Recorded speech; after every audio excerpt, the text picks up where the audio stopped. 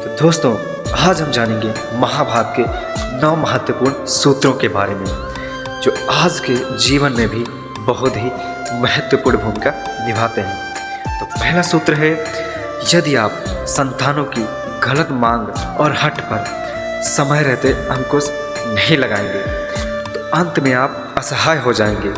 ये बात हमें कौरवों से सीखने को मिलती है। दूसरा सूत्र है, आप कितने भी बलवान क्यों ना हो, यदि आप अधर्म के साथ हैं तो आपके पास विद्या, बुद्धि, वरदान, ताकत सब कुछ अंत में निष्फल हो जाएगा।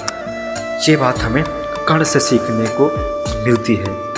तीसरा सूत्र, अपनी संतानों को इतना भी महत्वाकांक्षी मत बना दो कि अंत में वे अपनी विद्या का दुरुपयोग करके स्वयं के सर्वनाश को ही आमंत्रण दे बैठे। ये बात हमें अश्वत्थामा से सीखने को मिलती है। कभी भी किसी को ऐसा वचन मत दो कि अंत में आपको अधर्मियों के आगे समर्पण करना पड़े। ये बात हमें पितामह भीष्म से सीखने को मिलती है।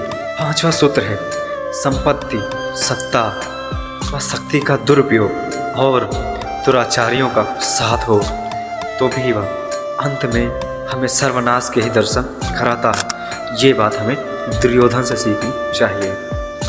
यदि अंध व्यक्ति अर्थात काम, मोह, लोभ, अज्ञानता, मदिरा आदि में लिप्त व्यक्ति के हाथ में सत्ता भी होना तो भी हमें सर्वनाश की ओर ही ले जाती है।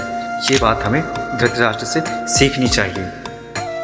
यदि आपके पास विद्या विवेक से बंधी हुई है और जीवन रूपी रथ का सारथी स्वयं परमात्मा है तो आपको विजय अवश्य मिलेगी। ये बात हमें अर्जुन से सीखनी चाहिए। आप कितने भी षड्यंत्रकारी क्यों ना हो, छल, कपट, द्वेष, ईर्ष्या आदि करके आप हर बार सफल नहीं हो सकते। ये बात हमें शकुनी से सीखनी चाहिए। यदि आप धर्म, नीति, गुण आदि सभी धर्मों का पालन करेंगे ना तो विश्व की समस्त शक्तियाँ मिलकर भी आपको पराजित नहीं कर सकती। ये बात हमें युधिष्ठिर से सीखनी चाहिए।